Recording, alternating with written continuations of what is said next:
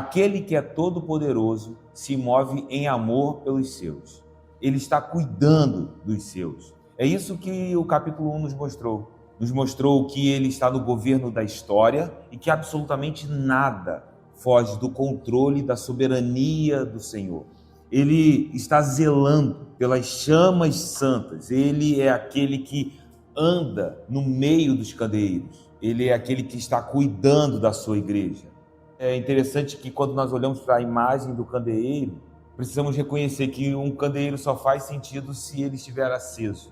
E quem cuida para que este candeeiro permaneça aceso? O livro de Apocalipse nos mostra que é Jesus, aquele que é o nosso sumo sacerdote para sempre. Então ele está cuidando de nós aqui nessa noite. Jesus se apresenta também como o soberano dos reis da terra.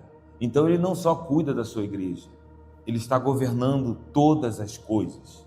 Ele rege todos os governos, todos os poderes que estão sobre a face da terra estão sendo regidos pelas mãos do nosso Deus. Nada foge do controle dele. E por fim, o capítulo de número 1 de Apocalipse também nos mostrou que ele não está apenas no controle dos poderes que conhecemos nessa terra.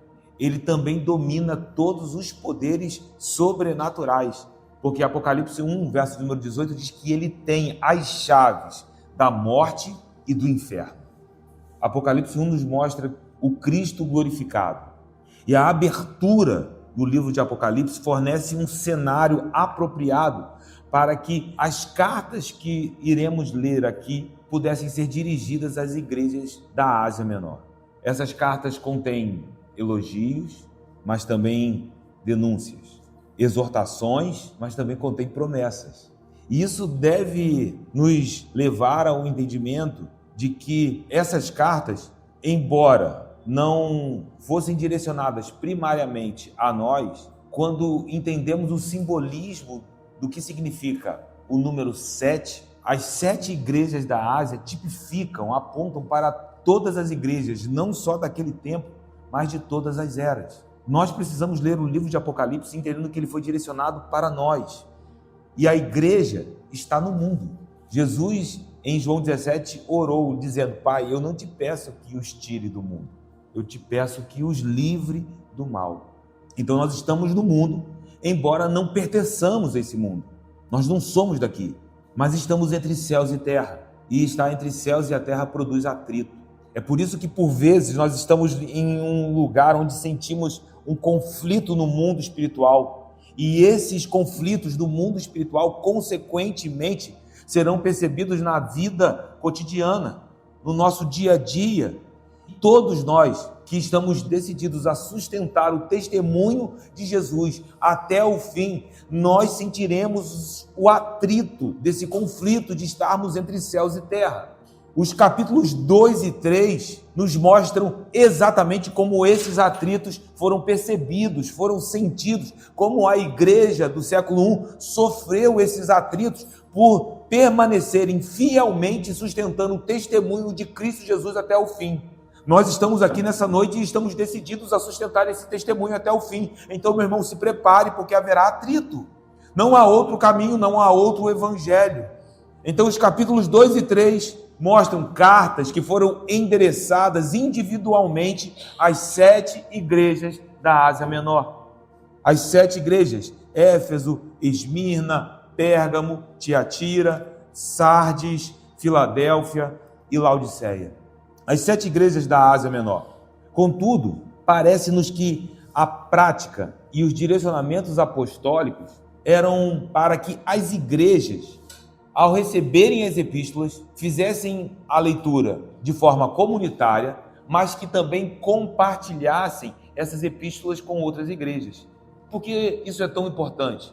A carta que foi enviada para Éfeso seria lida na igreja de Esmirna. A carta que foi lida na igreja de Esmirna seria lida na igreja de Sardes, até porque ela está num único volume no livro de Apocalipse. E isso não é apenas exclusivo ao livro de Apocalipse. Se a gente abrir a nossa Bíblia em Colossenses capítulo 4, no verso de número 16, nós vamos encontrar o apóstolo Paulo fazendo uma recomendação à igreja de Colossos. ele diz assim: e uma vez lida esta epístola perante vós, o que ele está dizendo? Uma vez que vocês lerem essa epístola de modo comunitário, que a comunidade de fé, que a igreja ouça as palavras que eu escrevi, providenciai, porque seja também lida na igreja dos Laodicenses, e os de Laodiceia, lede-a igualmente perante vós. O que Paulo está dizendo? Eu escrevi também uma carta lá para a igreja de Laodiceia, e eu quero que vocês ouçam. Providenciem para que isso aconteça, mas tomem conhecimento que eu também enviei uma carta, que é uma carta perdida, nós não temos acesso a essa carta, mas temos o testemunho de que ela foi escrita à igreja de Laodiceia, e Paulo queria que essa epístola fosse lida na igreja em Colossos. Então as cartas tinham esse aspecto circular. Assim que nós devemos nos debruçar sobre as 7 cartas direcionadas às igrejas da Ásia Menor. Nós estamos lendo o livro de Apocalipse, e o livro de Apocalipse provocou muitas teorias, muitos pensamentos, e a gente, de alguma maneira, vai precisar lidar com essas dificuldades. Existe uma teoria ligada às 7 cartas do Apocalipse, uma teoria que foi construída sobre a abordagem do dispensacionalismo clássico. Os primórdios do dispensacionalismo datam a primeira metade do século XIX. Então eu estou falando de algo que começou no século XIX. Por que isso é tão importante? Eu não estou falando de uma interpretação que foi feita no século I, nos dias da igreja primitiva, nem nos dias dos pais apostólicos, século II, século III. Eu estou falando de uma abordagem que foi construída em meados do século XIX. E o dispensacionalismo é um sistema teológico, ele não se restringe apenas ao livro de Apocalipse ou à escatologia, mas é um sistema teológico abrangente, do qual sugere que a história bíblica, e bem como a história da humanidade, foram divididas por Deus em eras distintas. Então, se estivéssemos seguindo essa linha, nós teríamos de dividir a história bíblica em 7 dispensações. Mas, como eu disse, isso não é algo exclusivo da escatologia, do livro de Apocalipse. Entretanto, eles se debruçaram sobre o livro de Apocalipse. E de acordo com esse dispensacionalismo clássico, veja o que eles diziam. É que as 7 cartas seriam passagens exclusivamente proféticas. E aqui a gente já começa a pensar um pouco, porque se João está escrevendo para a igreja em Éfeso, ele está escrevendo para uma igreja real. Ele está escrevendo para pessoas que estão em uma ocasião específica, num tempo específico. Olhar para essas cartas e tentar interpretar essas cartas de modo completamente simbólico é uma falha em ler esse livro. Então eles sugerem que essas cartas seriam passagens exclusivamente proféticas e ainda apontando para 7 períodos da história da igreja. Eles construíram uma ideia sobre as 7 igrejas da Ásia e diziam que Éfeso representava o período da igreja primitiva. Por quê? Porque apontava para uma igreja vitoriosa. E eles datam isso 31 a 100 do primeiro século. Seguindo, a igreja de Esmirna representaria a era patrística dos pais apostólicos, um período de perseguição ferrenha.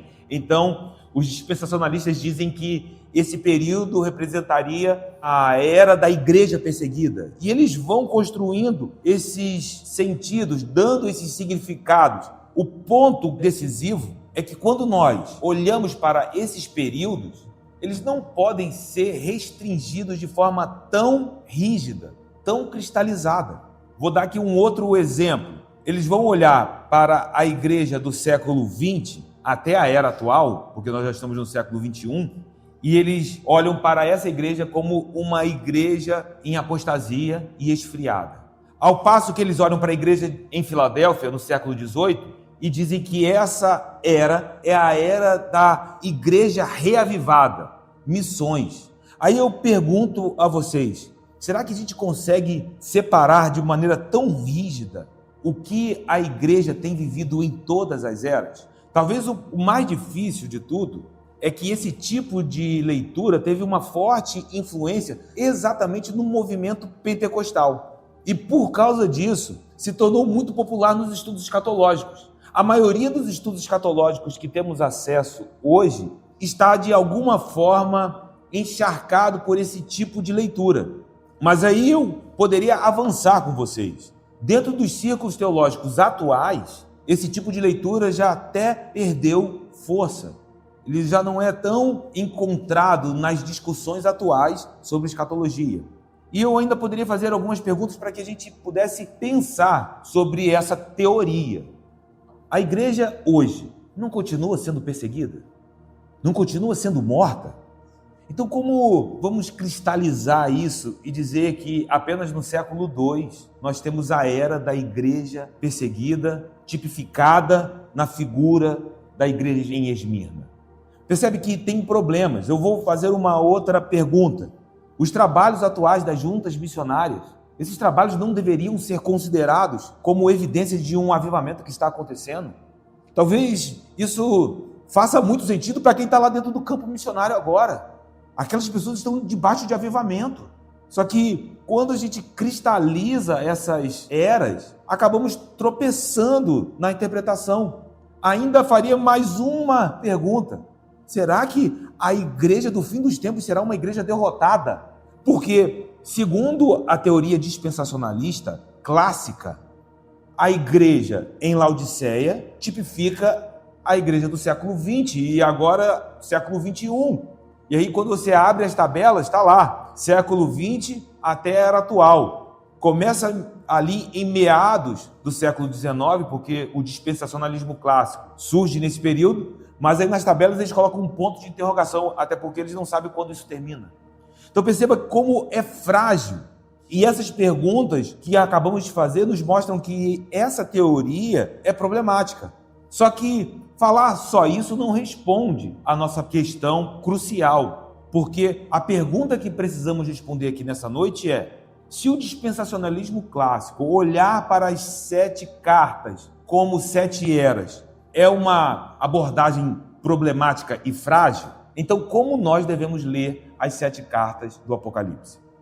Considerando a prática de leitura dos escritos apostólicos no século I, precisamos assumir que essas cartas não foram escritas apenas para uma igreja local, mas para as igrejas do século I, e assumindo o valor simbólico do número 7, que essas cartas foram direcionadas para as igrejas de todas as eras. Então essas cartas falaram à igreja do século II, como falaram à igreja que estava na Idade Média, como falaram à igreja do período da Reforma Protestante, como continuará falando até que Jesus Cristo volte.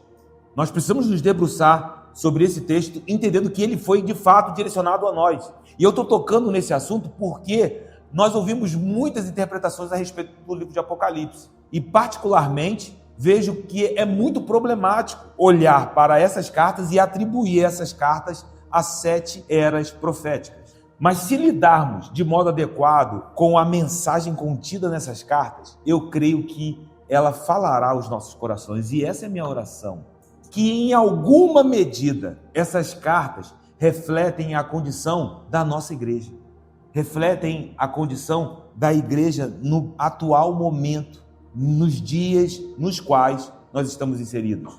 Olhar para as cartas do Apocalipse dessa maneira faz com que as mensagens sejam fincadas em nosso mundo. A mensagem de Apocalipse precisa estar cravada nos nossos dias. É uma palavra de esperança dirigida a quem precisa de esperança. E se você precisa de esperança, esse livro é uma fonte inesgotável de esperança. Essas cartas, elas são direcionadas a pessoas que por vezes vacilam, que tropeçam. Entenda que jamais houve uma comunidade de fé perfeita. Cristãos têm sido fiéis e heróis, como também são frágeis e vacilantes. A gente tropeça, mas ainda assim, eu creio que estamos aqui em fidelidade ao Senhor. Não basta acharmos conforto na palavra dada à igreja em Filadélfia, porque às vezes a gente olha assim, a mensagem da igreja de Filadélfia, e a gente quer abraçar. Eu quero te dizer que aqui nós precisaremos ouvir a mensagem que foi dita a Laodiceia. E ela precisa falar aos nossos corações, senão nós não estamos interpretando corretamente o livro de Apocalipse. E eu fiz essa breve introdução, porque eu sei que poderíamos falar muito mais sobre isso, porque quando nós nos debruçamos sobre o capítulo de número 2, nós encontramos a carta que foi direcionada a Éfeso, ou a igreja que estava plantada em Éfeso. E as 7 cartas foram escritas para igrejas reais, pessoas que precisavam de esperança e estavam sendo alcançadas pelo poder dessa palavra. Eu estou falando que essas igrejas foram alcançadas de modo histórico, em um momento da história. Elas estão ocasionadas, geograficamente falando. Então, se nós entendemos que há um tempo e que há uma geografia, a história e os contextos culturais de cada uma dessas cidades também fornecem para nós um pano de fundo para a mensagem. Quando nós lemos a carta que foi escrita para a igreja em Éfeso, precisamos de alguma maneira nos esforçarmos para nos aproximar do que significava viver em Éfeso no século I. Quando olhamos para essas cartas e consideramos esses contextos, nós também somos lembrados que estamos no mundo, que estamos com os pés na terra, como a igreja em Éfeso. Mas ao mesmo tempo que estamos aqui com os pés em São Gonçalo, nós somos cidadãos dos céus e enfrentaremos o atrito provocado por esses dois mundos, entre céus e terra.